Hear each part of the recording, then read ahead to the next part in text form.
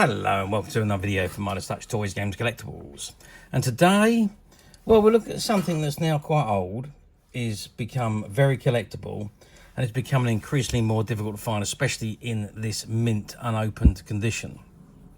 Now we are looking at the 2001 release by Corgi from their 007 James Bond, the Definitive Bond Collection series of 143 scale die-cast model vehicles. And this particular one we're looking at today is of the Renault 11, which was seen in the James Bond movie A View to a Kill. Now, obviously, we all know James Bond is a fictional character created by the novelist Ian Fleming in 1953. And he's a British Secret Service agent, I should say, working for MI6 under the code name of 007.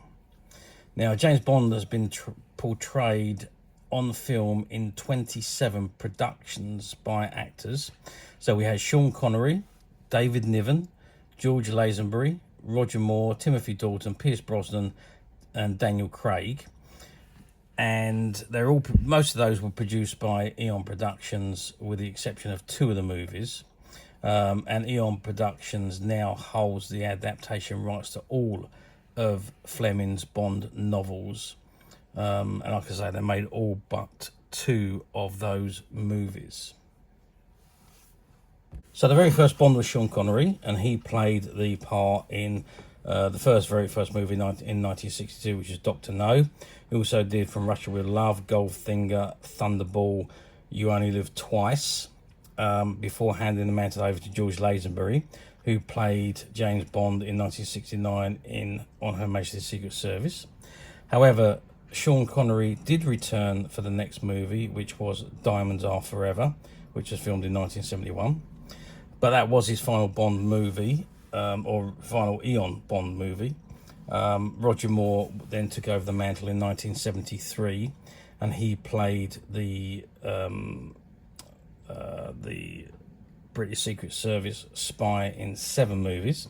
Live and Let Die was his first one in 73, The Man with the Golden Gun in 74, The Spy Who Loved Me in 77, Moonraker in 79, For Your Eyes Only in 81, Octopussy in 83, and A View to a Kill in 1985.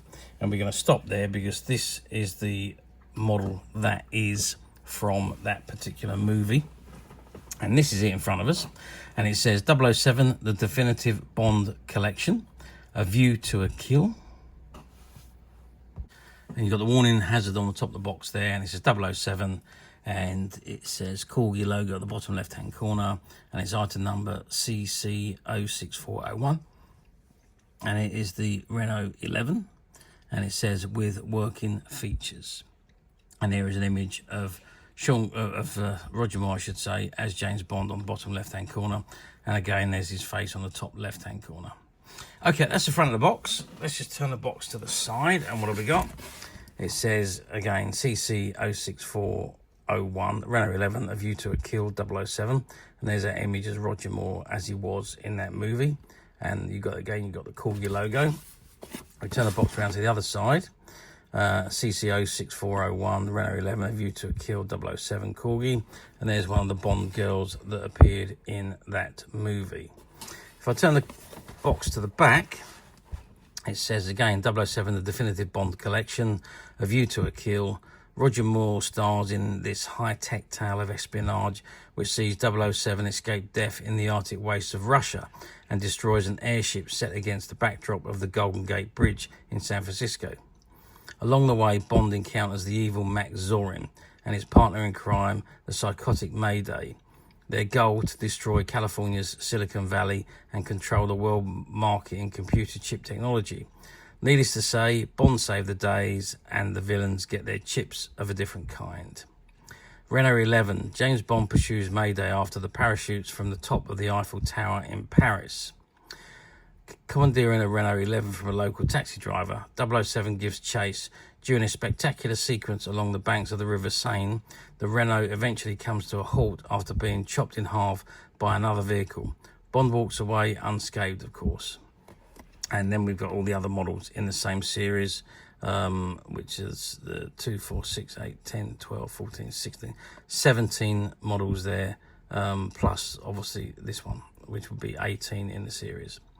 Okay, that's the box. I think what we're going to do, I think it's only right that we open the box and take the model out, and let's have a good look at it outside of the box. I removed the inner box from the outer box, and this is what we got. So we've got the model in front of us there, and unfortunately I can't remove it from the base because it's all wide in, and if I did that I'd never get it back on, so I can't remove it, but we can have a good look at it from here. It also comes with this information pack here. I wonder if I can actually just... Okay, so I've managed to just peel the sellotape back there, and I'm going to try and take this out. Okay, let's see. Let's move that out of the way. What does it say in here? So it's the information pack. Return this coupon for further details on the Corgi Classic range and the Corgi Collector Club. Latest catalogue flyers, Collector Club information, Corgi Gold Star stockist list, and so on. And you've got a telephone number there. And it's 7 days a week between 8 AM and 8 PM. Or you can send it off to Corgi Classics, and that's your details on there. So these are the vehicles in the series. So you've got the Aston Martin DB5, the Aston Martin Volante, the BMW 750i, BMW Z8, BMW Z3, the Gyrocopter, the Lotus Esprit, the Lotus Esprit Turbo, Mercedes Saloon, the Mustang Mach-1, and the Toyota 2000 GT. And it says the definitive Bond collection. Since first launching the Aston Martin DB5 in 1965, Corgi Classics has become synonymous with James Bond replica die-cast vehicles. Now you can collect the new series of James Bond vehicles shown overlays from what is intended to become the definitive Bond collection. Okay, I'm sure there was more than that on the box though. 1, 2, 3, 4, 5, 6, 7, 8, 9, 10, 11. So that shows 11 on the pack.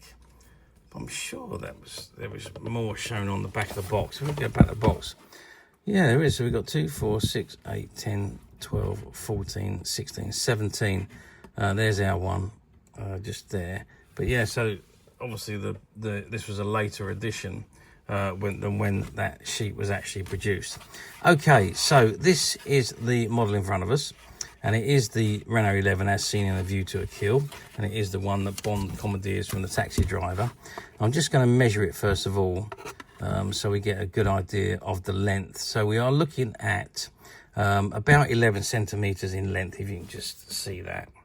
I'm just going to zoom out a little bit so you can see it. I'm not cutting anything off.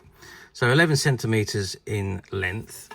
Width-wise, we're looking at... about 4.5 centimetres, which is the widest point across the bonnet. And if you measure height-wise, we're going to measure from the bottom of the wheels to the top of the taxi sign, and that's giving us about 5 centimetres. So that gives you an idea of the size. Now, functionalities, all of these models have some kind of functionality, and this one is the opening back boot. So the back boot opens, but then you see you've got the inner compartment at the back there, which opens up also to reveal the underboot. If you can just see that in there, you've got the underboot in there. I've got one of those in my car where I used to keep my golf clubs. But that's the underboot, and then that goes down to give you the boot area. And then, of course, the back goes down. You've also got the free rolling wheels. All of the die-cast models have free rolling wheels. So unfortunately, I can't take it off to show you, but if you can see the wheels, I'm just turning that back wheel from the bottom, but you can see they roll, they turn freely, so you just roll them up and down the ground. There's no other functionalities on this. The bonnet doesn't open, the doors don't open. It literally is just the opening boot, the underboot, and the free rolling wheels. So that's all the functionalities. It is a die-cast metal body, which is blue metallic, I would say, or deep blue metallic maybe, with black trim, and the underneath is also, looks like it's black plastic. So it's the underneath is black plastic. So the top of the body is die-cast metal. The rest of it is plastic. So you've got the perspex windows, the plastic frame around the windows, it's the same thing at the back, the perspex window and the plastic boot. You've got the internal is all plastic, obviously, and the trim around the bottom is all plastic. And then, of course, you've got the headlights just in there, and the number plate, all that is plastic. The wheels are obviously the rubber ones, and you've got the, again, they're plastic rims. So there we are. But it is a nice looking model. It really does look very, very nice. I do like this particular one, probably because of the colour, and it was Roger Moore's final outing as James Bond. So it was always a bit of a special one. I did like Roger Moore's James Bond, especially in the early movies. It did get a bit whimsical, I thought, towards his last few. And I think the last one he done, he was probably a little bit old to play the part, but it was still a very, very good film. But even so, it was his last film, and this was one of the vehicles that was used in that particular film. And yeah, thoroughly enjoyed it, and it's a very, very nice model. And of course, you've got the Taxi Parisian. Oh, so maybe you can see that you've got the Taxi sign and where it says Parisian on the top there, just like it had in the TV series. Okay, that is the model. Now you're going to say to me, well, how well did it do back in 2001? Well, I mean, James Bond, Corgi, I mean, yeah, I mean, they just go together like eggs and bacon, don't they? So pretty much Bond cars, whatever the packaging, however many times they've been reissued, they do sell extremely well. And the definitive Bond collection was no exception. All those Bond cars were released in a 1/43 scale. Some of them have been released before, and they were just repackaged into the definitive Bond collection. Corgi did have a habit of releasing them under one brand and then re-releasing the same model again on another brand. Maybe it's because they produced so many, not 100% sure about that, or maybe they just still had the molds and decided to do another range.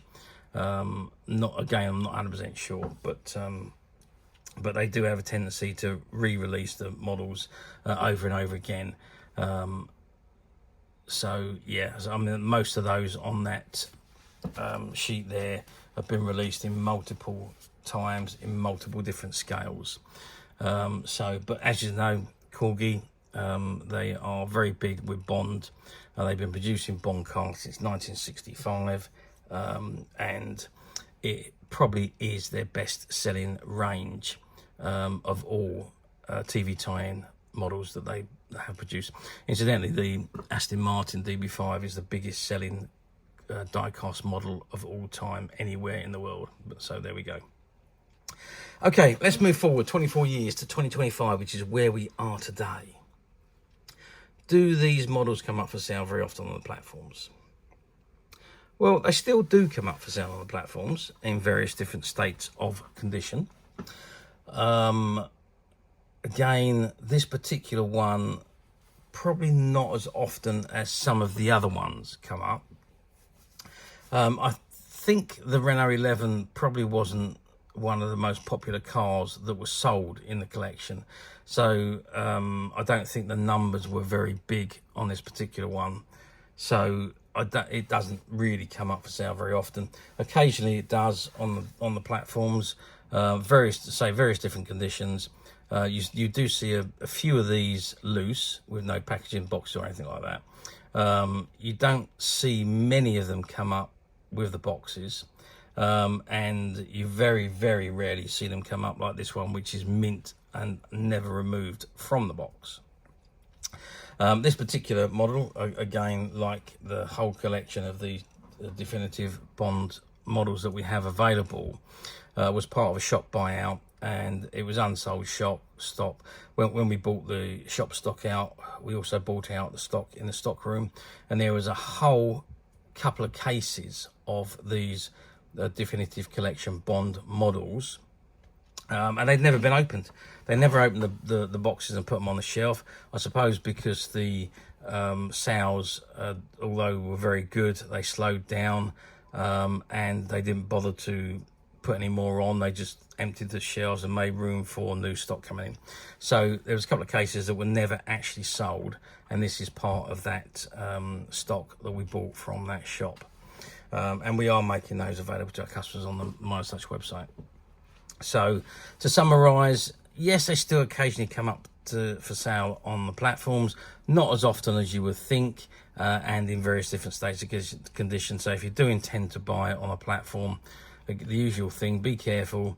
Somebody's idea of very good condition could be somebody else's idea of acceptable condition. There is a big scope of differences there between people's opinions, so do be careful. Do read the description and have a good look at the images before you order, to save any disappointment once it's been been shipped and arrived. And also don't forget, some of the platforms use stock images and stock descriptions, so you could be looking at an item like this, mint condition, never removed. However, if there's no new available, it will automatically go to the cheapest used item, which may very well not be what you want. So if it doesn't say new on the page and it says used, click that used link and read what you're about to order, because once you press buy now, that is what you're going to get. Stupid system, but unfortunately that's the way they were designed. Not in the best interest, I don't think, of the customers, but that's simply the way they designed them to work. And of course, it wouldn't be the fault of the seller, and it's not the fault of the buyer. It is just the way the platforms were designed. However, you don't need to go through any of that rigmarole. You can come straight to us at Midas Touch Toys, Games, Collectibles, where what you see in front of you is exactly the item you will receive should you wish to order. And you can only order the item that you are looking at that time. If you want to order something else, you move on to a different product, but you can only order the one you're looking at. So there can be no mix-up on the items. And as of today, this particular model is available to purchase on the Midas Touch website, which you can get to very simply by clicking the link below. It will take you straight to the website, or you'll be able to find this and many other vintage Corgi James Bond models, and many other vintage toys, games and collectibles come to that. There's over 10,000 products currently available on the website for you to view and purchase at your leisure. And don't forget to hit the subscribe button, because we're uploading videos for every new item that goes into the website. There will be something for everybody, and I'm absolutely positive this is something that you're not going to want to miss, because we literally have thousands and thousands of new items which we're shooting videos for and uploading on a daily basis. So if there is something in particular you're looking for, something old you'd never been able to find, something quirky you might want to buy for a friend, or perhaps just something from your childhood that you'd like to own again to help you recuperate those long lost childhood memories, well, stay tuned. Keep watching, because you never know the next item we upload could be that item you've been looking for. Okay, that is it for me on this particular item. I do hope you've enjoyed reviewing this wonderful vintage James Bond Renault 11 die-cast model from View to a Kill with me. Thank you for watching, and we'll see you again next video. So bye for now.